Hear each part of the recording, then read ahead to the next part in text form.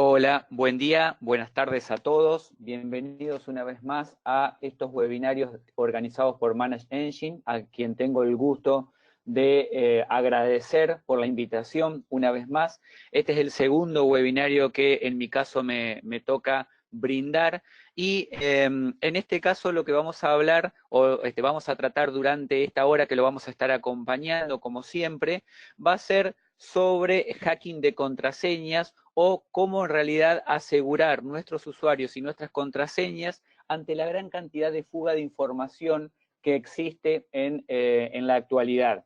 Este webinario también está relacionado al que hemos tratado en el mes anterior, relacionado a fuga de información, que ustedes pueden ver en YouTube, en el canal de Manage Engine, pueden visualizarlo y verlo allí. Y está relacionado, digo, porque obviamente todo lo que tenga que ver con fuga de contraseñas o publicación de usuarios y contraseñas en Internet está relacionado de alguna manera con alguna fuga respecto a grandes empresas, por ejemplo, Facebook, que es uno de los casos que vamos a tratar durante el día de hoy, en donde se ha publicado, por ejemplo, que en algún momento almacenaba sus usuarios y sus contraseñas en texto plano. Entonces, de una manera u otra, ambos webinarios, el del mes pasado y están relacionados.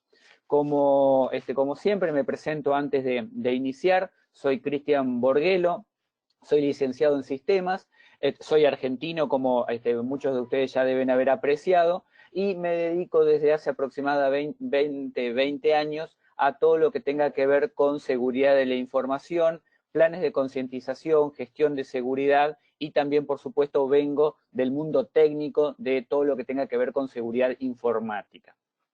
Vamos entonces, sin más dilación, porque el tiempo es corto y nos apremia, a hacernos una pregunta, que es esta que figura aquí en pantalla. ¿Habré sido hackeado alguna vez? ¿Mi usuario y mi contraseña o mis contraseñas aparecerán en Internet? ¿Hay posibilidad de que yo me dé cuenta si esto sucedió? Vamos a hacer algún estudio entonces primero de la gran cantidad de información que existe en Internet publicada y que está relacionado a contraseñas y que está relacionado a fugas de información. Esta noticia que vemos aquí, que tiene aproximadamente 3 años, nos dice que 167 millones de contraseñas de usuarios de LinkedIn están publicadas en Internet. Esto efectivamente es real, de hecho yo tengo la base de datos porque como digo, esto se hizo público en Internet y fueron contraseñas que habían sido robadas ya previamente en el año 2012. ¿Cuál es la recomendación? Si nuestra contraseña aparece en esta base de datos, por supuesto, vamos a tener que cambiar la contraseña para que nuestra cuenta de LinkedIn no sea tomada por un tercero y alguien se pueda hacer pasar por nosotros. ¿Cómo nos damos cuenta si nuestro usuario y nuestra contraseña ha sido filtrada? Bueno, esto lo vamos a ver durante el webinario del día de la fecha. Aquí tenemos otra, hackean la cuenta de Twitter de Mark Zuckerberg, la contraseña en este caso del dueño de Facebook era da. Esto parece una broma, pero en realidad fue totalmente cierto. Alguien empezó a probar, un atacante empezó a probar distintas contraseñas del perfil original de Mark Zuckerberg y encontró que probando cierta cantidad de veces llegó a la contraseña da. Y lo que hizo fue cambiarle los datos de perfil de Mark Zuckerberg. Obviamente esto después, por supuesto, llegó al dueño de Facebook y él recuperó la contraseña. La pregunta acá es, ¿qué tan sencillo puede ser para cualquiera de nosotros, que obviamente no somos Mark Zuckerberg, recuperar nuestra contraseña si alguien, o recuperar nuestra cuenta en realidad, si alguien roba nuestra contraseña? Por otro lado, aquí tenemos ya algo más cercano en el tiempo. Hackeo a hoteles de Marriott afectó a 500 millones de clientes, entre los que me incluyo, no tengo ningún problema en decirlo, seguramente muchos de ustedes también en algún momento, por algunas vacaciones o por algún tema laboral, hayan visitado algún hotel Marriott y nuestros datos lamentablemente han sido filtrados en Internet por un hackeo que lamentablemente sucedió y tuvo la cadena de hoteles. Acá tenemos otro dato ya más de este año, del 18 de enero del 2019, en donde filtraron 773 millones de usuarios y contraseñas. Esto se conoció en 5 colecciones, colección 1, 2, 3, 4 y 5, en donde cada una de esas colecciones tenían distinta cantidad de datos que fueron filtrados a través de la red social Mega. Este era un archivo de prácticamente 1 tera, 990 gigas de información, en donde había usuarios y contraseñas de distintos robos en distintas épocas de los últimos 10 años. Tenemos otra información también relacionada en este año, en donde las contraseñas de 8 caracteres, NTLM, que son las contraseñas que por defecto maneja Windows, cualquier contraseña que tenga 8 caracteres o menos, pueden ser craqueadas en muy poco tiempo, lo que significa que si nosotros estamos utilizando hoy una contraseña en Windows o en un Active Directory de menos de 8 caracteres o menos de 9 caracteres, lamentablemente en menos de 2 horas un atacante podría hacerse con esas contraseñas a través de ataques de fuerza bruta, es decir, no estamos hablando de hackeos demasiado importantes o que requieran un nivel de conocimiento técnico importante, sino que simplemente a través de fuerza bruta, es decir, ir probando una contraseña detrás de otra. Acá tenemos otro, 127 millones de contraseñas filtradas en distintos hackeos también en febrero, y en el caso que mencionaba al principio del webinario, en donde Facebook almacenaba contraseñas en texto plano por varios años. Esto ocurrió tanto en Facebook como en Instagram. Esto se hizo público y obviamente después Facebook lo reconoció. En Estados Unidos hay que recordar que las empresas están obligadas a denunciar cuando sufren algún tipo de fuga de información. Esto lo hablamos en el webinario anterior también. Por lo tanto, una responsabilidad bastante importante del gigante de las redes sociales, en donde obviamente hoy por hoy, año 2019, prácticamente es ridículo pensar que una organización tendría que estar almacenando, una organización de ese tamaño, tendría que estar almacenando contraseñas en texto plano. Obviamente también va una recomendación para todos ustedes que administran contraseñas o administran aplicaciones, no hagan esto porque obviamente es una muy mala idea. Bien, entonces si contestamos la pregunta anterior de ¿he sido hackeado? Y quizás sí. De hecho, yo después voy a mostrar una pantalla en donde está una de mis cuentas de correo que lamentablemente yo soy usuario de LinkedIn, soy usuario de Dropbox, soy usuario de cientos de redes o de varias redes sociales y algunas de estas han sido hackeadas, como ya vimos, y mi usuario y mi contraseña figuran en esas bases de datos. Por lo tanto, la respuesta lamentablemente es decir que seguramente es muy probable que mi contraseña en alguna de estas fugas haya sido filtrada.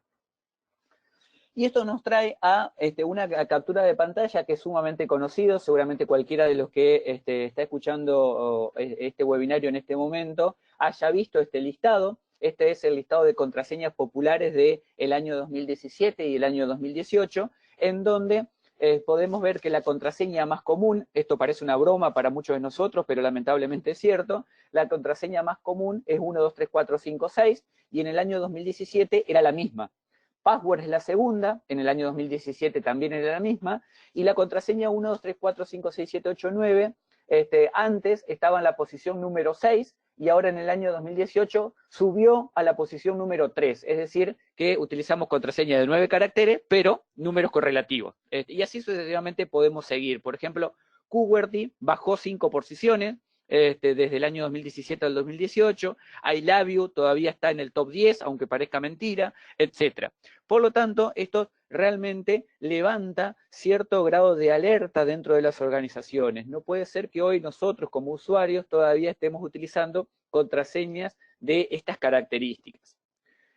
Por otro lado, acá tenemos una curiosidad, por lo menos a mí que me gusta la parte técnica, digamos, me pareció curioso, espero que a ustedes también, en donde esta contraseña JI32K7AU4A83 es una de las contraseñas más frecuentes del mundo. Cuando vi esto me llamó la atención, porque obviamente no entra dentro del top 10 que yo acabo de mostrar, y de hecho era una contraseña que tiene características interesantes, tiene números, tiene letras, tiene más de 10 caracteres, etc. Por lo tanto, la pregunta que me hice inmediatamente es ¿por qué esta contraseña es tan frecuente? Y la respuesta viene del lado de la codificación. Lo que estamos viendo aquí es un carácter, es un teclado chino, ¿Qué significa esto? Que la codificación en chino de una palabra determinada me va a dar como resultado en el lenguaje latino o en la codificación latina, me va a dar esta contraseña que nosotros estamos viendo en pantalla. ¿Y cuál es la contraseña si codificamos los caracteres en chino y lo pasamos a la codificación latina? Básicamente es esta. El carácter M en chino, ese que vemos ahí, que obviamente no lo sé pronunciar, perdónenme, pero lamentablemente no lo sé pronunciar, da como su correlación en latino JI3. La Y da 2K7, PAS da AU4 y Word da A83. ¿Qué significa eso? Que en realidad cuando alguien escribe en la codificación china mi password, que es la contraseña que estamos viendo ahí, se almacena en la base de datos del dueño de la aplicación esa contraseña que habíamos citado al principio. Por lo tanto, se transforma en una contraseña sumamente común, pero en realidad significa my password en codificación en teclados chinos. Esto es una curiosidad, como digo, pero muchas veces esto puede pasar desapercibido. Pero volvemos a ver lo mismo que mencionaba al principio. Una contraseña muy, pero muy común, my password, entra dentro del top 10 también. Y acá tenemos, perdón por el título de la diapositiva, pero realmente en general solemos pasarla mal cuando hablamos de generar contraseñas. Y terminamos generando contraseñas terriblemente tontas muchas veces, simplemente porque las olvidamos. Porque si empezamos a decir que una contraseña tiene que tener mayúscula, minúscula, números, símbolos, etcétera, ya se vuelve complicado y seguramente muchos de nosotros terminamos renegando. O quizás muchos de ustedes sean administradores y tengan el concepto de generar una contraseña segura. Pero para los usuarios finales, lamentablemente esto no es así. Y terminan realmente generando contraseñas simples, simplemente porque terminamos odiando las contraseñas. Pero si a todo esto le sumamos que tenemos que tener como mínimo 8 caracteres, y si hablamos de NTLM, como decíamos anteriormente, ya tendrían que ser 9, 10, 15, etc. Una contraseña, tenemos que tener una contraseña por cuenta, tenemos que evitar palabras de diccionario, sea cual sea el diccionario y sea cual sea el idioma, tenemos que cambiarlas periódicamente, adicionalmente nunca la tenemos que compartir. Además, no tenemos que repetir ninguna de las anteriores o cierta cantidad de contraseñas anteriores no tenemos que repetirlas. Y adicionalmente decimos que tenemos que utilizar doble autenticación, de lo cual también vamos a estar hablando en el día de la fecha. Todo eso en realidad lleva a que el usuario se enoje terriblemente con nosotros y termine generando contraseña terriblemente sencilla, como decía antes. Password 1, Password 2017, Password 2018, Password 2019, Manage Engine 2017, Manage Engine 2018, y así sucesivamente. O generamos el número del documento, la patente o la chapa de nuestro automóvil, la dirección, el nombre de nuestros hijos, los cumpleaños de nuestros hijos, etc. Por lo tanto, volvemos a caer que las contraseñas, lamentablemente, son un método que está empezando a caer en desuso.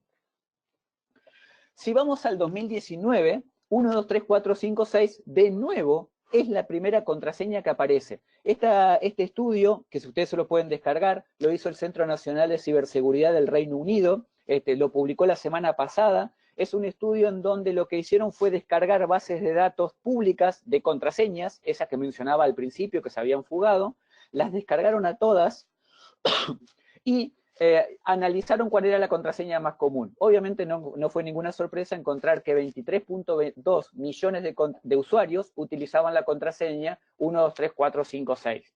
Después tenemos caracteres de la ficción, Superman es el más conocido, Naruto es el segundo más conocido.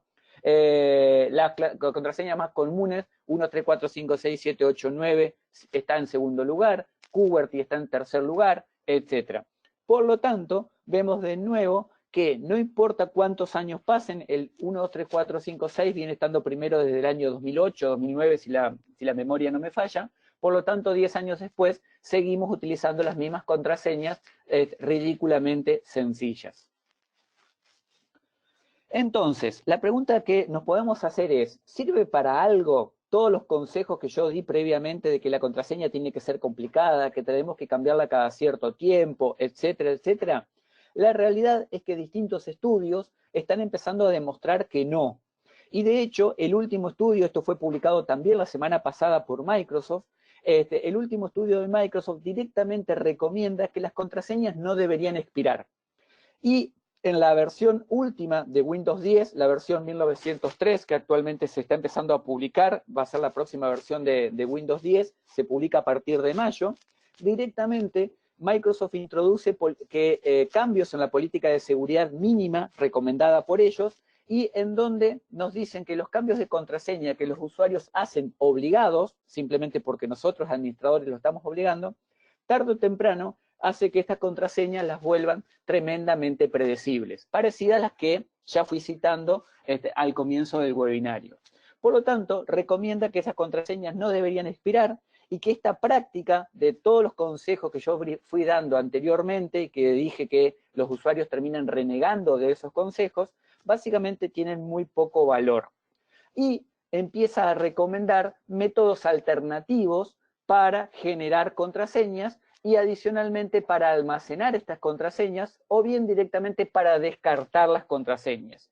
Y acá de vuelta, esto requiere un desafío muy importante, porque obviamente no tener más contraseñas es el sueño que tenemos todos nosotros. No tener que recordar la contraseña de Gmail, la contraseña de un administrador, la contraseña de cualquier lugar del home banking, a donde entramos prácticamente todos los días, etcétera, etcétera. Esto es fantástico desde el punto de vista del usuario, pero desde el punto de vista de la organización, obviamente vamos a tener que empezar a decidir cuáles son las alternativas más adecuadas si los usuarios empiezan a generar contraseñas sencillas o incluso empezamos a decir que ya no deberíamos utilizar contraseñas.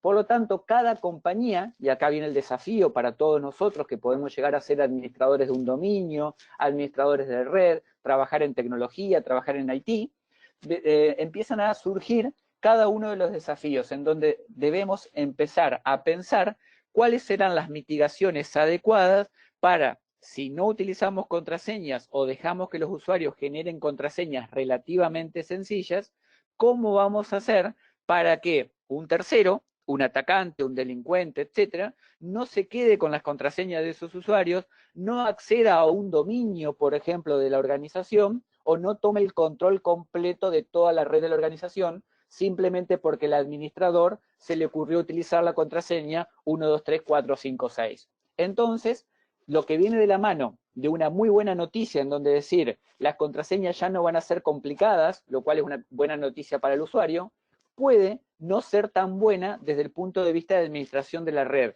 porque vamos a tener que empezar a utilizar herramientas, como la que vamos a ver al final del webinario, en donde la gestión de contraseñas empieza a ser muchísimo más adecuada de lo que es actualmente.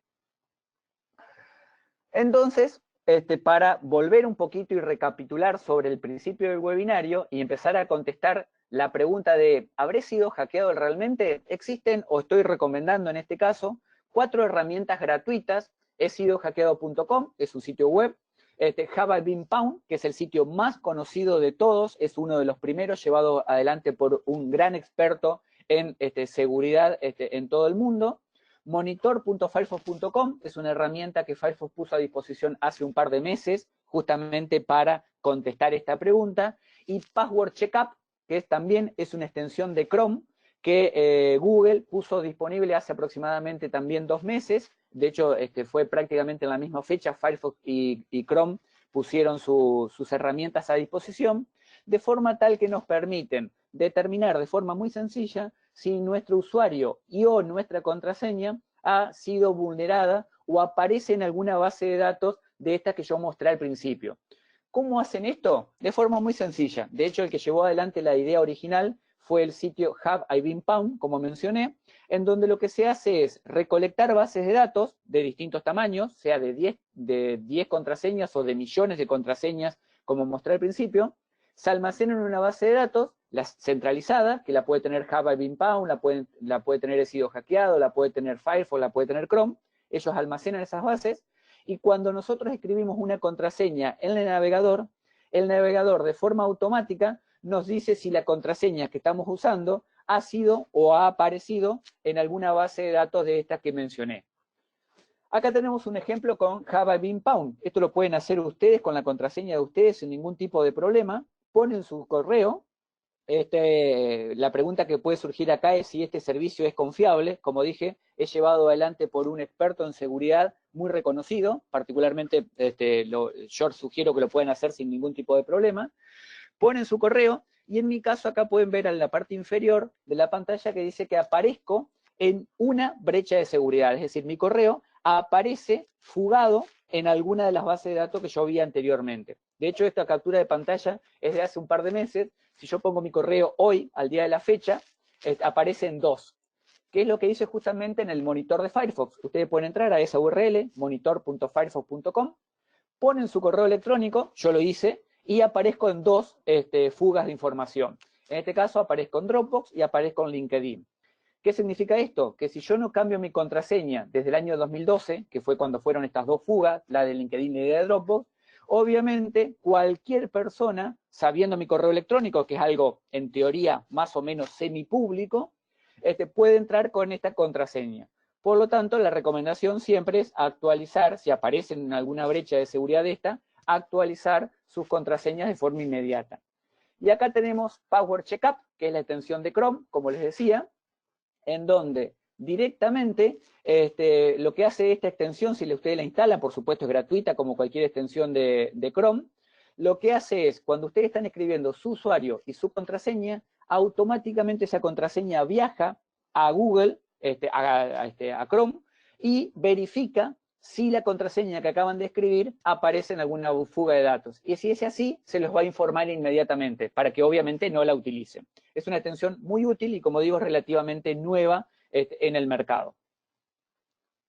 Una vez que nos hayamos sacado la duda de si nuestra contraseña aparece, probablemente la mayoría de ustedes encuentre que su usuario y su contraseña aparecen en alguna fuga de datos, la pregunta que tenemos que hacernos inmediatamente es, ¿cómo hago para generar una contraseña suficientemente complicada que cumpla todos los requerimientos que yo mencioné al principio, o bien directamente empezar a dejar de utilizar contraseñas y utilizar métodos alternativos, que son lo que vamos a empezar a ver ahora? Lo primero que vamos a responder es, ¿dónde almaceno una contraseña o cómo genero una contraseña suficientemente complicada para que no aparezca en una base de datos de esta que mencionábamos anteriormente o que no sea fácilmente hackeable? Para ello existen los gestores de contraseñas. Hay de variados tipos, algunos funcionan locales, como el que voy a mostrar ahora, otros funcionan totalmente en la nube, algunos son para usuarios de uso personal, como el que voy a mostrar ahora, y otros son directamente para uso en la red, que también voy a mostrar uno de la empresa Zoho, que también de Manage Engine, obviamente. ¿Qué es un gestor de contraseña? Básicamente lo que tenemos es una aplicación, es un Excel, muy parecido a un Excel si vamos al caso, en donde tenemos el nombre del servicio, banco.com, el usuario, Cristian, contraseña 123456. ¿Cuál es la ventaja que tiene esto? Que esta aplicación almacena los usuarios y las contraseñas y todo lo que nosotros pongamos ahí adentro con criptografía fuerte, de forma tal que si no sabemos la contraseña maestra para acceder al archivo, básicamente no vamos a poder acceder a ninguna de las contraseñas que está adentro. Pros y contra de esto. El pro es que la herramienta almacena las contraseñas, genera las contraseñas e incluso las escribe por nosotros si así lo queremos. Es decir, no tenemos que siquiera recordar una contraseña, no la tenemos que generar nosotros y ni siquiera la tenemos que escribir. ¿Cuál es la contra más importante? Que, como dije, esto utiliza una contraseña maestra para descifrar el archivo. Si nos olvidamos la contraseña maestra, obviamente perdemos el archivo y perdemos todas las contraseñas que está adentro. Por lo tanto, hay que tenerlo en cuenta. El gestor de contraseña más conocido se llama KeePass. Lo que ustedes están viendo acá es una captura de pantalla de mi propio KeePass, en donde podemos ver distintos servicios, el usuario y la contraseña. Yo en este gestor de contraseña tengo, para uso personal, tengo todas mis contraseñas del banco, de las cuentas de correo, de las aerolíneas que utilizo, etcétera, etcétera, etcétera. Tengo todo almacenado acá adentro y para acceder a este archivo tengo que escribir mi contraseña maestra, como dije anteriormente. Y adicionalmente tengo que cada vez que agrego un servicio a este gestor, lo tengo configurado para que la contraseña generada tenga 20 caracteres, con mayúsculas, minúsculas, símbolos, dígitos, etcétera, etcétera. ¿Qué significa esto? Que cada vez que yo agrego un servicio acá, automáticamente se genera la contraseña y a partir de ahí, por supuesto, yo la puedo empezar a utilizar con control C, control V y copiarlo en el servicio que esté usando.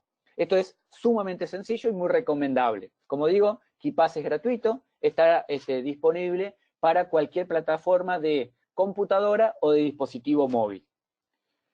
Si vamos ya a un grupo de trabajo o a un directorio o a una empresa en donde tengo cierta cantidad de usuarios que tengo que administrar. Desde ese caso, en este caso tengo Zoho Vault, en donde básicamente lo que voy a poder tener es desde el lado del cliente una extensión, que acá es la que están viendo en pantalla, para Chrome, en donde el usuario accede y puede ver, por ejemplo, todas sus cuentas, y tiene Bank of America, Dropbox, eBay, Facebook, etcétera. Y desde el punto de vista administrativo, el director de tecnología o el administrador de tecnología puede generar o incluso administrar todas las contraseñas de su red de usuarios. Esto después Wilson, antes de terminar el webinario, va a mostrar algunas herramientas que también nos permiten generar y administrar de forma segura estas contraseñas o otras herramientas que vamos a ir viendo a medida que avancemos en el webinario. Otras herramientas. Acá es donde empieza el desafío de que hablábamos al principio. ¿Qué significa esto? Decíamos anteriormente que el uso de contraseñas prácticamente no es una buena idea, o pedirle al usuario que genere una contraseña suficientemente fuerte no es una buena idea, y ha estado probado por distintos estudios en el mundo. Y entonces empieza a aparecer, como digo, el desafío de decir, perfecto, ¿cómo hago ahora entonces para asegurar la cuenta del usuario sin pedirle o solicitarle o exigirle que tiene que generar una contraseña fuerte? Para eso, desde hace un tiempo, aproximadamente 5 o 6 años, se han empezado a poner de moda el doble factor de autenticación, o como su abreviación, 2FA, en donde son mecanismos de protección que nos permiten evitar ataques de fuerza bruta e ingeniería social, agregando un factor adicional que el usuario tiene que confirmar luego de escribir su contraseña. ¿Qué significa esto? Por ejemplo, el factor más tradicional en Argentina, voy a hacer un caso, después hago otro con otro país. En Argentina son muy común, por ejemplo, la tarjeta de coordenadas. ¿Qué es una tarjeta de coordenadas? Es una tarjeta que tiene 81 campos, 9 columnas por 9 filas, en donde aparecen números de 2 dígitos. Y el usuario tiene esa tarjeta de coordenadas. Al momento de entrar a su home banking, entra al banco, quiere hacer una transferencia bancaria, por ejemplo, escribe su usuario y su contraseña, y al momento de confirmar la transferencia bancaria, lo que se le va a solicitar son 2 campos de la tarjeta de coordenada. Por ejemplo, H2 y A4. Escribe los 2 números que aparecen en esas coordenadas y a partir de ahí eso se toma como un valor válido, porque se supone que el único que tiene la tarjeta de coordenadas es ese usuario. Otra medida muy común también en Latinoamérica sería a través de un SMS, en donde en este caso, cuando yo voy a confirmar la transferencia bancaria, me llega un SMS, un mensaje de mensajería, valga la redundancia, un SMS, en donde a un teléfono previamente reportado al banco, me llega a mi teléfono un número de 4 dígitos o de 6 dígitos. Pongo ese número y a partir de ahí se considera como que el usuario ha confirmado su identidad. Primero pone la contraseña y después pone el SMS, el número que le llega por SMS. Es decir, se toma como una medida adicional de seguridad en donde lo que se busca es fortalecer el proceso de autenticación y autorización del usuario. A medida que vayamos avanzando, por supuesto, vamos a ver otros métodos que han ido evolucionando y que son muchísimo más seguros y mucho más recomendables que la tarjeta de coordenadas y el SMS que acabo de mencionar. Para ver qué organizaciones actualmente están utilizando doble factor de autenticación en todo el mundo, existe este sitio, twofactorouts.org. Ustedes pueden ingresar y están divididos por categorías. Tenemos categoría de gobierno, de juegos, de comida, finanzas, bancario, investigación, redes sociales, etcétera, en donde cada uno de estos iconos que ustedes ven en pantalla le va a mostrar qué organizaciones, qué empresas en sus países están utilizando actualmente doble factor de autenticación. Entonces, por ejemplo, si entramos a la parte de red social, nos va a decir Facebook, Twitter, LinkedIn, Instagram, nos va a decir que sí utiliza. Si hay alguna red social que no lo usa, no va a aparecer en este listado. Esto podría, en principio no tiene ninguna importancia, no es demasiado relevante, pero nos da una idea del crecimiento que han tenido actualmente del doble factor de autenticación en todo el mundo. Cualquier organización más o menos importante que se precie, y si ustedes trabajan en organizaciones de este tipo, actualmente es recomendable que empiecen a adoptar los dobles factores de autenticación, porque como digo, las contraseñas de a poco van a empezar a desaparecer o se va a empezar a exigir que las contraseñas sean menos complicadas, simplemente porque el usuario le complica la vida utilizar contraseñas. Por lo tanto, todo lo que disminuye el nivel de seguridad del lado del usuario, lo vamos a tener que aumentar nosotros desde el lado corporativo o desde el lado de la empresa. ¿Qué significa eso? Que si el usuario utiliza la contraseña 1, 2, 3, 4, 5, 6, que es un problema de él de última, nosotros vamos a tener que fortalecerlo desde el punto de vista de empezar a utilizar doble factor de autenticación, biometría o algunos otros métodos que voy a ir explicando a continuación. Uno de los métodos que se ha vuelto muy común, justamente por la simplicidad que tienen, son los logins social. ¿Qué es el login social? Básicamente voy a tener que el login lo voy a hacer a través de un proveedor de identidad que es un tercero.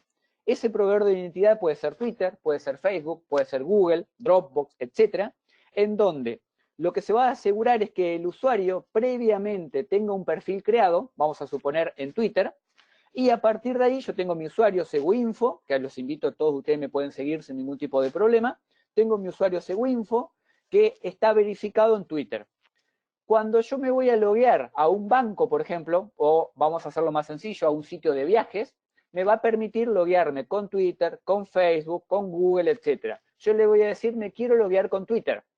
Eso automáticamente a través de una API, no vamos a entrar en detalles técnicos, pero a través de un proceso determinado, va a hacer una consulta en Twitter y va a verificar si mi usuario, Seguinfo, corresponde efectivamente con mi identidad. Twitter, a través también de una comunicación vía API, le va a informar que sí, y automáticamente yo voy a tener mis datos en esa red de viaje, en ese sitio de viaje, voy a tener los datos que estaban cargados en Twitter. En mi caso, voy a tener mi usuario, Seguinfo, voy a tener mi nombre y mi apellido, que es lo que yo le autoricé a Twitter a publicar mío. ¿Qué garantizo con esto? Garantizo que no tengo que ingresar una contraseña adicional, porque al sitio de viajes, en realidad yo no cargo la contraseña, ni tampoco cargo mi nombre de usuario. Simplemente se asocia a mi perfil de Twitter o a mi perfil de la otra red social que haya mencionado. A partir de ahí, lo que logro con esto es un gran pro y una gran contra. El pro es que no tengo que estar escribiendo contraseñas en un montón de lugares, en muchísimos sitios, porque todos se asocian a un único perfil en la red social. ¿Cuál es la gran contra? Si alguien me hackea la red social justamente por no tener un método de autenticación lo suficientemente fuerte, o no tener doble factor de autenticación, por ejemplo, hackean mi perfil de Twitter, todas las cuentas que yo tengo asociado a ese perfil de Twitter también van a ser hackeadas en cadena, en cascada. Por lo tanto, hay que tenerlo en cuenta. Tiene una gran ventaja y una gran contra, como decía anteriormente. ¿Es recomendable? Sin duda que es recomendable, siempre y cuando en la red social tengamos un método de autenticación que sea lo suficientemente fuerte.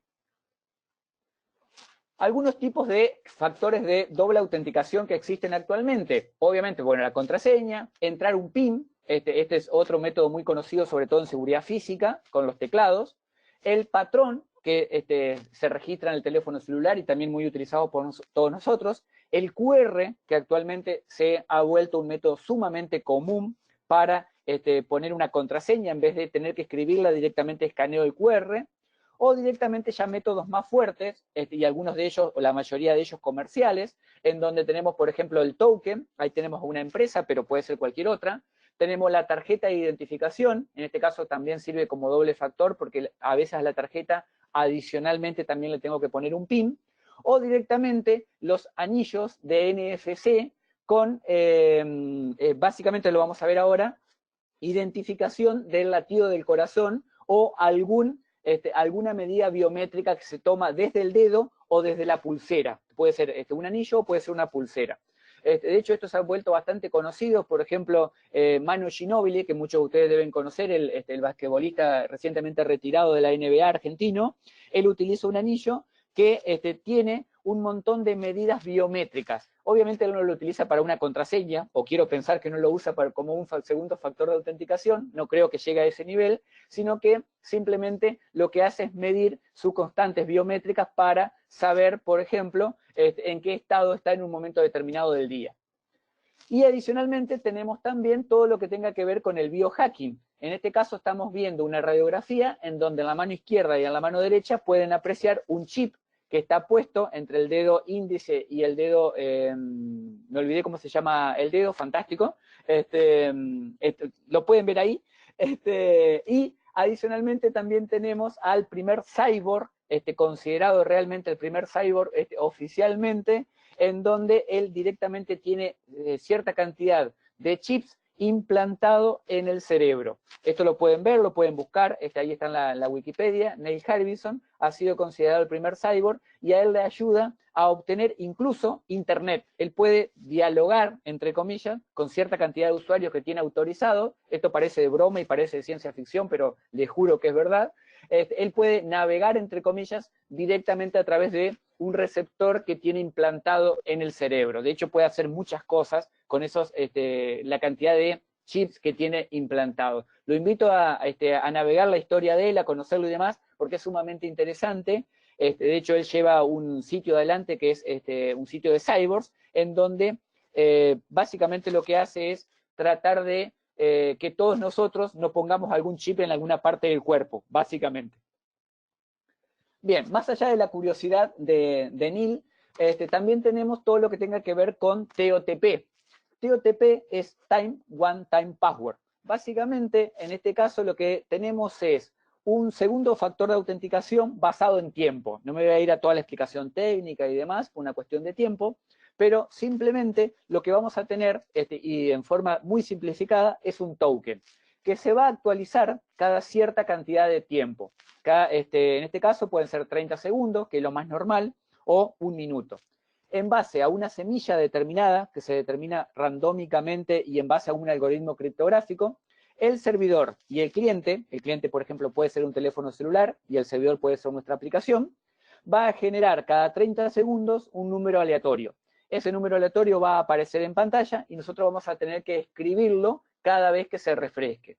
¿Para qué sirve esto? Obviamente, si nosotros tenemos nuestro teléfono celular con nosotros y la aplicación, por ejemplo, Google Authenticator, que es una aplicación que hace esto, vamos a tener cada 30 segundos un número generado que nos va a permitir ingresar, por ejemplo, a nuestra cuenta de Gmail. Yo acá estoy mostrando en Google, por ejemplo, cómo se genera el One Time Password, el segundo factor de autenticación. Yo lo generé en septiembre del 2014 y lo tengo asociado a mi teléfono celular. ¿Qué significa eso? Que cada vez que yo me voy a loguear a una cuenta de Google, me voy a tener que ir al Google Authenticator que tengo en mi teléfono celular y poner el número de 6 dígitos, el token de 6 dígitos que aparece. Si no pongo esto, obviamente no puedo ingresar a Google, ¿sí? Como pueden ver, yo ya lo tengo activado desde hace muchísimo tiempo, hace 5 años que lo tengo activado. Y sugiero que todos ustedes lo activen en Google, en Twitter, en Facebook, en las cuentas que tengan asociado, lo vayan activando, es una muy buena recomendación. Acá tenemos, por ejemplo, cómo se genera este token la primera vez. Escribo la contraseña, escribo la clave y se genera un código QR con una clave de 16 dígitos, 20, 40, depende del servicio. Escaneo ese QR y ese QR automáticamente, esa clave que se genera, se asocia directamente a la aplicación que yo tengo instalada en el teléfono celular, que como digo puede ser Google Authenticator, Microsoft tiene el suyo, hay un montón, Symantec tiene el suyo, hay un montón de marcas de forma gratuita y en forma comercial que lo utilizan. El más conocido de todos, sin duda, es Google Authenticator, es gratis, por eso también lo recomiendo. Algunas consideraciones negativas que puede llegar a tener esto. Estos códigos, estos tokens, TOTP, son válidos por un tiempo mayor de en realidad de lo que se muestra en la pantalla. Simplemente, ¿por qué? Porque si se tiene un tiempo de vida de 30 segundos, cuando lo estoy escribiendo se me vence el tiempo, tengo que esperar que se genere el nuevo y tengo que empezar a escribir el nuevo token. Esto es una molestia menor, pero a los usuarios en general les molesta. Entonces, en realidad no es que tiene un tiempo de vida de 30 segundos, sino que pueden durar 2 minutos, 5 minutos, etc. Por lo tanto, si alguien está probando por fuerza bruta número de 6 dígitos, que como sabemos, por fuerza bruta es extremadamente rápido, este número de 6 dígitos son nada más que 1.000.000 de caracteres, 1.000.000 de números, en este caso podría potencialmente llegar a ser vulnerable. Es algo teórico, no se ha probado que en la práctica se puede llegar a hacer, pero es una consideración que hay que tener en cuenta. Para eso han empezado a surgir nuevas iniciativas. Para reemplazar estos problemas que mencionaba anteriormente, han empezado a aparecer, por ejemplo, iniciativa Mobile Connect. Es un estándar actual de autenticación desarrollada por GSMA, que como ustedes saben es la organización que genera todos los estándares relacionados a telefonía y al protocolo GSM, y está basado en el número telefónico del usuario, básicamente basado en el SIM, en donde está el número telefónico de cada uno de nosotros. ¿Qué significa esto? Que mientras tengamos el mismo SIM, obviamente tenemos el mismo factor de autenticación.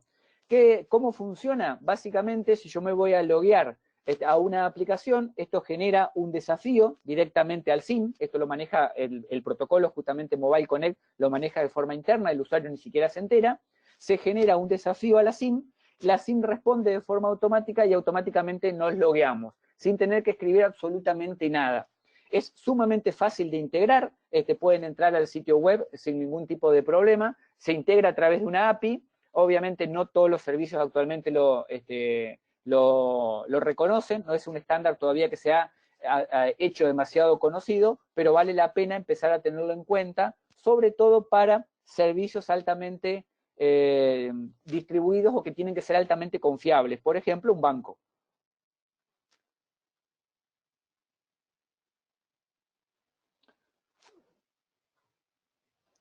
Bien, el siguiente método es biometría. En este caso, lo que vamos a hacer es agregar un segundo factor que va a estar relacionado a la huella digital o directamente a la parte facial o a otra parte cualquiera de nuestro cuerpo humano. En este caso lo que se hace es obtener parámetros biométricos, que ahora vamos a ver que incluso pueden estar relacionados al corazón, al pulso, etc. Se obtiene una serie de imágenes que puede ser una minucia de la huella digital, una minucia del rostro o cierta cantidad de puntos en realidad que se obtienen desde el rostro, y a partir de ahí el usuario es reconocido utilizando ese segundo método. En este caso, por supuesto, se utiliza para agregar autenticación fuerte del usuario. Acá tenemos un ejemplo con una selfie y una prueba de vida. Tomé esta imagen que está acá de la persona, es pública, está en Google, por eso la tomé, en donde se toma la cara de la persona más el escaneo del documento, en este caso un documento argentino, y adicionalmente se toma una selfie. La selfie se toma como una prueba de vida para verificar que efectivamente la persona está viva, y adicionalmente se escanea o se compara contra la foto del DNI y contra la foto que se haya tomado del usuario, de forma tal que eso sirve para demostrar que efectivamente la persona está viva, y por otro lado nos permite determinar que los datos del documento son reales. Otros, acá tenemos el corazón, por ejemplo, utilizado como contraseña. Estos son distintos proyectos que están llevando adelante distintas organizaciones. De hecho, hay universidades que están trabajando en esto. Ahí tienen los papers abajo, en donde pueden ver Cardiac Scan o Radar Doppler. Son papers que en este momento están disponibles y que se pueden llegar a pensar como futuras implementaciones. Y después tenemos un dispositivo que se llama NIMI, que lo que hace también es probar con cierto grado de efectividad que la persona es quien dice ser a través del pulso y del ritmo cardíaco.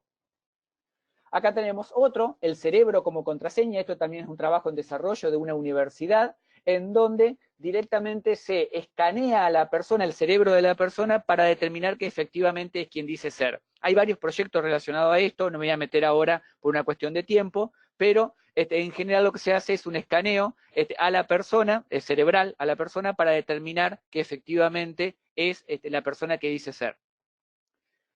Por otro lado, como último método, tenemos los security key, que son token físico, en este caso es una fotografía de mi computadora, en donde pueden ver una key insertada que sirve para autenticarnos en Facebook. Estos son herramientas pagas, pero nos sirven para agregar un grado adicional de seguridad.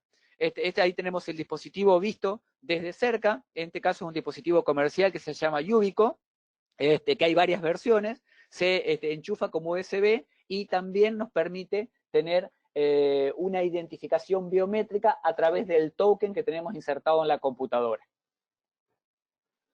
Acá tenemos el dispositivo FIDO, es otro dispositivo también que está relacionado a Yubico. Acá les dejo algunos detalles técnicos de cómo funcionan, después van a poder ver la diapositiva, por supuesto porque va a ser enviada, y pueden ver el video también, como para ingresar a su sitio web y tener más detalles.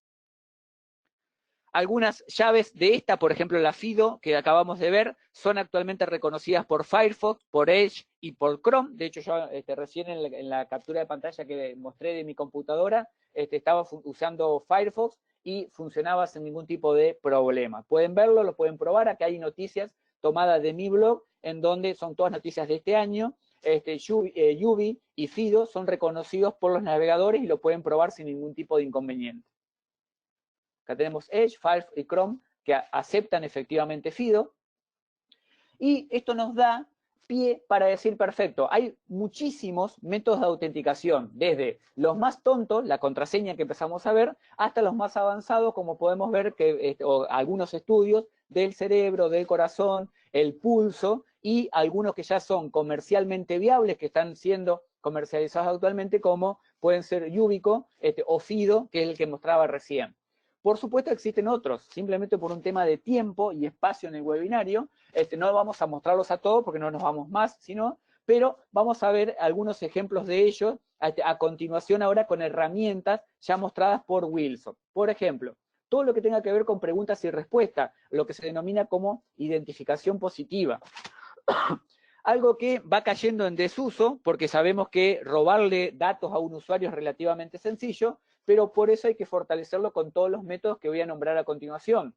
Código de SMS email, que también van cayendo en desuso, pero son muy utilizados actualmente. Authenticator, o TOTP, como vimos. Google, Latch, de la empresa Telefónica, también es una solución gratuita, que recomiendo que la prueben. Duo Security y RCA son dos empresas que venden sus propias soluciones. Y luego tenemos todas las soluciones que vamos a ver a continuación ahora implementadas ya en una herramienta. Push Notification, todo lo que tenga que ver con accesos biométricos que fuimos probando, códigos QR que fuimos mostrando, todo lo que tenga que ver con autoservicio corporativo, es decir, que el usuario pueda cambiar su propia contraseña sin asistencia y sin llamar a soporte técnico y crear un ticket en soporte técnico con todo el trabajo que esto implica.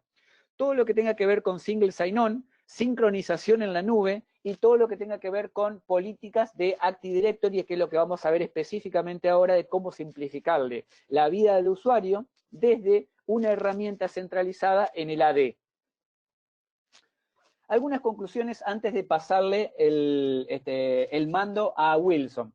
Como vimos, existen millones de usuarios y contraseñas disponibles en Internet. De hecho, para los que trabajamos en esto, que hacemos ataques a las organizaciones, obviamente con un contrato previo y queremos pensar que de forma legal, utilizamos esas filtraciones, como diccionario de datos. Es decir, si ya existe una base de datos de 220 millones de contraseñas en Internet, ¿por qué no usarla para probar si mi organización utiliza alguna de esas contraseñas?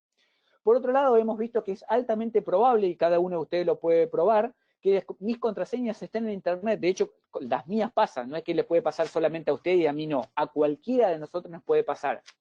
Es poco probable que utilicemos una contraseña fuerte, a menos que estemos utilizando un generador automático de contraseñas, como expliqué anteriormente. Si la contraseña la generamos nosotros escribiéndola, probablemente es altamente probable en realidad que esa contraseña sea muy sencilla. Las contraseñas van muriendo, de a poco se va probando a través de diferentes alternativas que los usuarios odian las contraseñas y que por supuesto generan contraseñas sencillas, por lo cual hay que empezar a utilizar métodos indispensables, que son métodos alternativos, que se van a empezar a volver indispensables. el doble factor de autenticación. Más adelante empezamos a ver cosas ya biométricas como el ritmo cardíaco, el pulso, etc. Y por otro lado, existen decenas de herramientas, métodos y soluciones disponibles para usuarios finales y corporativos. Todos ellos, muchos de ellos incluso son gratuitos, ni siquiera tenemos que gastar dinero para invertir. Y por otro lado, los métodos corporativos o soluciones corporativas, algunas de ellas las vamos a ver a continuación ahora, antes de la sesión de preguntas y respuestas que vamos a ver al final, y casi me olvido de mencionarlo. Pueden ir dejando sus preguntas, nosotros las vamos a ir recolectando y al final del webinario, en 10 minutos, posterior a la demostración de Wilson, vamos a contestar cada una de ellas. Así que, sin más, le paso el control y lo dejo en mano de Wilson. Hola Cristian, muchísimas gracias. Gracias por tu excelente demostración. Vamos a proceder ahora a mostrar cómo aplicar o adoptar esto que mencionó Cristian en un ambiente ya corporativo, ¿verdad? Cómo poder hacer esto de una forma un poco más automatizada. Entonces, voy a tratar aquí de presentar aquí mi pantalla. Dame un segundo. Y vamos a iniciar. Vamos a iniciar por ver que el gran problema de las compañías o de las organizaciones es que tenemos únicamente el directorio activo como herramienta para fortalecer los passwords. Y ya como mostraba Cristian, esto tiene bastantes, digámoslo así, fugas o debilidades al no utilizar passwords fuertes. Esta es prácticamente una política de contraseña de un directorio activo normal, donde dice que no puede tener más de 60 días la contraseña, puede tener mínimos 6 caracteres, puede tener mayúsculas o alguna complejidad definida como tal. Pero esto, como sabemos, no es suficiente y a causa de esto nuestras contraseñas son capturadas ya vimos cómo, con ataques de fuerza bruta o simplemente son capturadas fácilmente y puestas en una base de datos pública para que pueda ser usada más adelante. ¿Qué ofrecemos nosotros como Managed Engine? Managed Engine tiene una herramienta llamada AD Self-Service Plus que permite generar la posibilidad de hacer dos cosas prácticamente. Quitarnos el dolor de cabeza del reseteo de las contraseñas para los usuarios, que está demostrado que al menos un 30% de los casos que llegan a una mesa de servicio son por desbloqueo de contraseñas o me olvidé de la contraseña, sino darle ese poder al usuario final para que ellos mismos puedan autorresolverse. Y la segunda, acompañar esta autorresolución de los usuarios con una política fuerte de contraseñas. Entonces, como vemos, en la misma configuración de Lady Self-Service, yo puedo definir qué tanto puedo hacer que mis usuarios fortalezcan sus contraseñas. Aquí en el lado izquierdo, que es lo que estoy señalando en este momento, se ve que son la política de contraseñas, digamos, de dominio, ¿no? Pero yo puedo aquí fortalecer un poco más. Puedo decir ya algo así como, bueno, cuánto es la longitud mínima, cuánto es la longitud máxima, debe tener mayúsculas, minúsculas, números, iniciar por una letra, prohibir inclusive palíndromes dentro de las contraseñas. Pero al lado derecho ya tenemos un complemento mucho más fuerte. Como por ejemplo, las primeras opciones, prohibir el uso de un carácter más de 2 veces consecutivamente o el uso de 5 caracteres consecutivos del nombre de usuario. O esta que es la más importante. Cristian muy bien decía que nuestras contraseñas habían sido capturadas y puestas en un diccionario. Y ya no es difícil conseguir estos diccionarios de las contraseñas. Si ustedes van a Google y colocan Word List Dictionary, el primer registro que está acá me arroja algo como esto, por ejemplo, que es simplemente ir y descargar un diccionario de 1.493 millones de contraseñas listas para poder ser usadas en un ataque directo o de alguna forma están siendo ya capturadas. Si nosotros colocamos un diccionario como por ejemplo este, o simplemente creamos un diccionario con base en las recomendaciones de Christian que decía cuáles eran las contraseñas más usadas en los últimos años, podríamos evitar que a pesar de que cumple todas estas condiciones la contraseña que va a colocar nuestro usuario, si esta contraseña aparece en el diccionario que vamos a agregar acá, no permitiríamos que usara esa frase o esa palabra como una contraseña permitida para acceder a nuestro directorio activo y por ende a todas nuestras aplicaciones. Entonces, esa es la primera ventaja que ofrecemos con AD Self-Service. Y la segunda ventaja es prohibir también el uso de patrones. Una de las cosas que decía Cristian era que la más usada era QWERTY, ¿sí? Que es el patrón como tal, o 1, 2, 3, 4, 5, 6, 7, 8, 9, incluso hasta 9 caracteres. Todos los patrones que queramos nosotros definir acá, lo podemos dejar aquí de una vez listo para que también se prohíba el uso de esos patrones dentro de las contraseñas que van a poner nuestros usuarios por sí mismos en el momento que ellos se autogestionan sus contraseñas. Entonces, como pueden ver, tenemos la posibilidad de fortalecer aún más nuestra política de contraseñas. Y lo mejor aún, cuando veamos la política de dominio, esta política es para todo el dominio en particular. Pero aquí nosotros podemos colocar políticas por determinado grupo o unidad organizacional, de tal forma que esa política que estamos haciendo acá podemos definirla para una unidad organizacional nada más o unas cuantas que están allí ya listas de acuerdo a nuestras necesidades.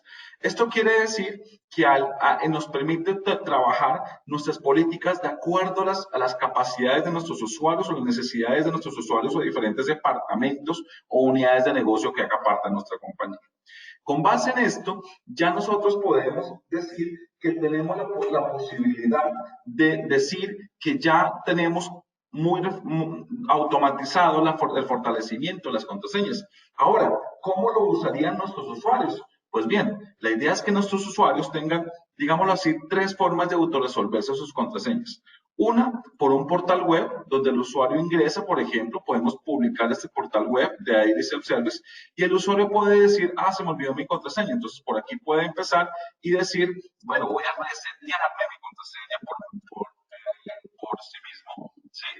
Y aquí él mismo ya tiene la posibilidad de decir que con base en unos códigos CAPTCHA que estoy colocando acá, continuar y decir, esto es una de las formas que podemos asegurar de saber si él es quien dice ser. Entonces, por ejemplo, acá es una forma, yo ya configuré previamente en la política unas preguntas que él mismo seleccionó al darse de alta en nuestro sistema y además de eso, también dio sus propias respuestas.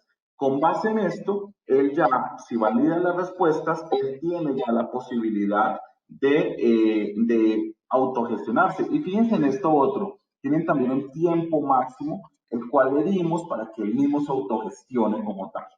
Entonces, con base en esto ya decimos, bueno, ya validamos, ya sabemos quién es, que el usuario dice, es quien dice ser, y ya con esto ya podemos empezar a colocar nuestra nueva contraseña. Y fíjense que al colocar nuestra contraseña, ya nos aparece una barra aquí abajo que nos va indicando si nuestra contraseña ya cumple con la política que hemos definido previamente en nuestro sistema de ID Self-Service, con apoyo de lo que ya teníamos en el dominio, más lo que nosotros colocamos antes. No está en ningún diccionario, no pertenece a ningún patrón, en fin, cumplimos con toda nuestra política de contraseñas y ya podemos dar como autorresuelto el problema de la contraseña de nuestro usuario.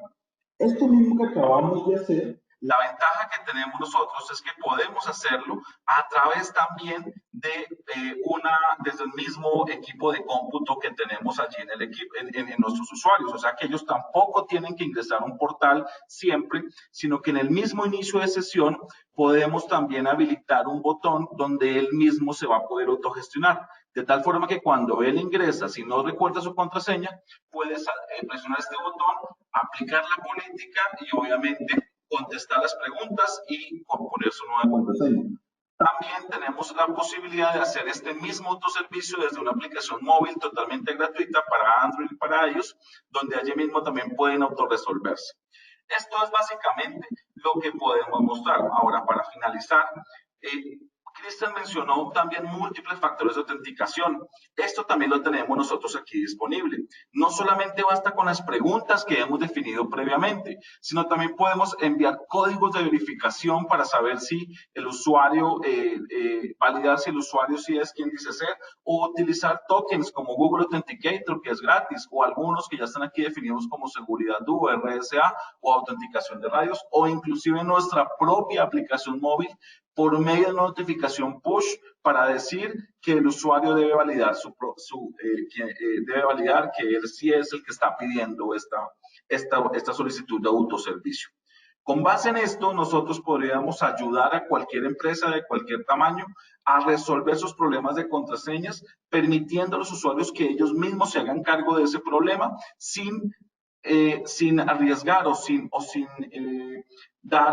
hacer que nuestras contraseñas sean débiles, sino que siempre cumpliendo con las mejores prácticas de nuestra política de contraseñas como tal.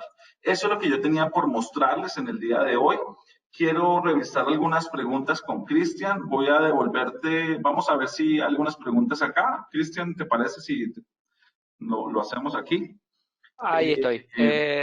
Bien, hay una pregunta que dice si los sitios, me imagino que debe ser los sitios que yo estaba mostrando, Ok. Have I Been Pwned o he sido hackeado y demás, son seguros como para comprobar si he sido hackeado.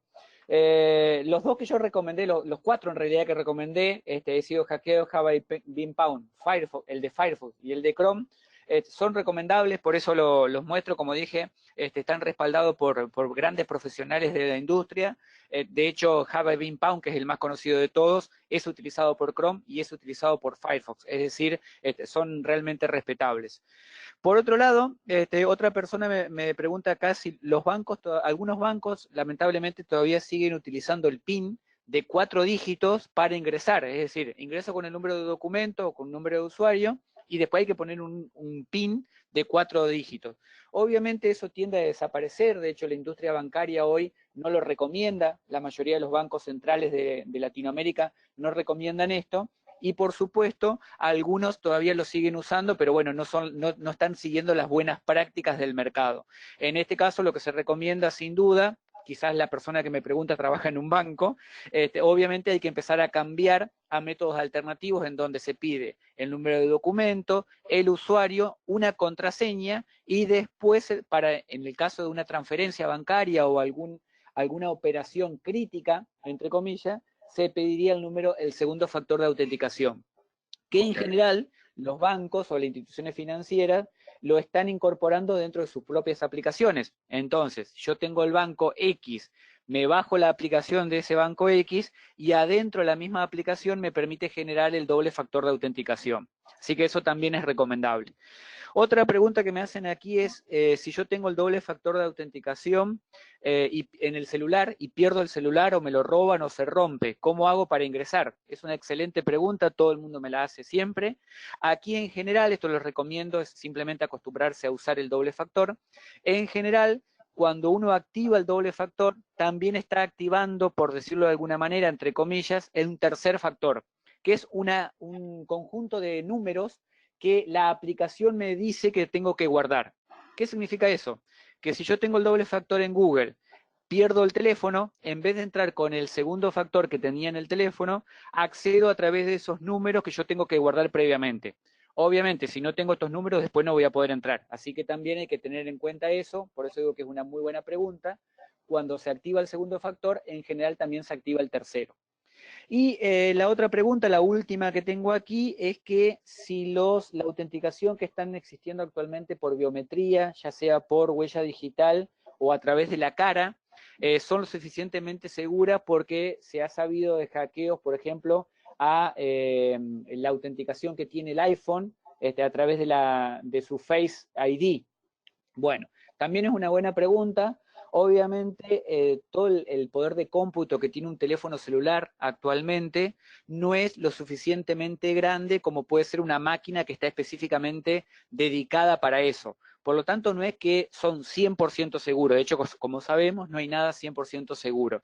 Pero brindan un factor importante de seguridad. Si tenemos la contraseña y adicionalmente tenemos nuestra huella digital o nuestra cara, por supuesto eso va a ser más seguro que tener solamente la contraseña.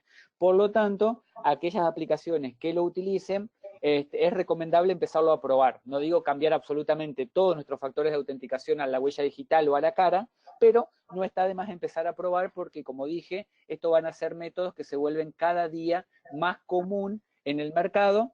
Si ustedes son, aparte de desarrolladores o administradores de tecnología, también es una buena idea empezar a probar esto para sus clientes. Así que esas son las preguntas, digamos, que tenía aquí pendientes. Okay. Yo tengo solo un par y ya terminamos, Cristian, y es, que me preguntaban acá si esta solución que mostré de AD Self-Service hace parte de una suite o se puede adquirir independientemente.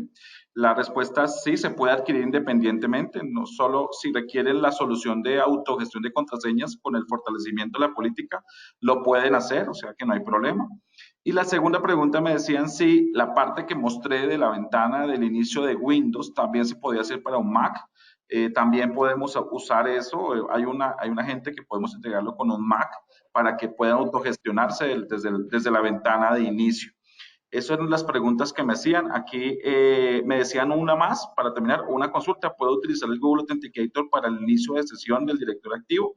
Sí, la respuesta es sí. Fueron los métodos que mostré como segundo método de autenticación y es que además de que se valide o puede ser por una código que se envía al correo, podemos también hacer una validación a través de Google Authenticator con un token que se genera allí para asegurar que esa persona sí es la indicada que va a autorresolverse. El resto de preguntas, no se preocupen, vamos a responderlas por correo electrónico junto al video de todo el webinar que hicimos hoy, donde vamos a enviarlo y también vamos a publicarlo en nuestro canal de YouTube para que todos puedan tener acceso y revisarlo nuevamente. Así que no me queda más que agradecerles a todos por su asistencia. Gracias a ti, Cristian, por tu excelente presentación y nos vemos en una próxima. Muchísimas gracias a todos, nos vemos en la próxima y como decía Wilson, pueden ver los webinarios anteriores también en el canal de YouTube. Los invitamos a todos y nos vemos la próxima. Gracias.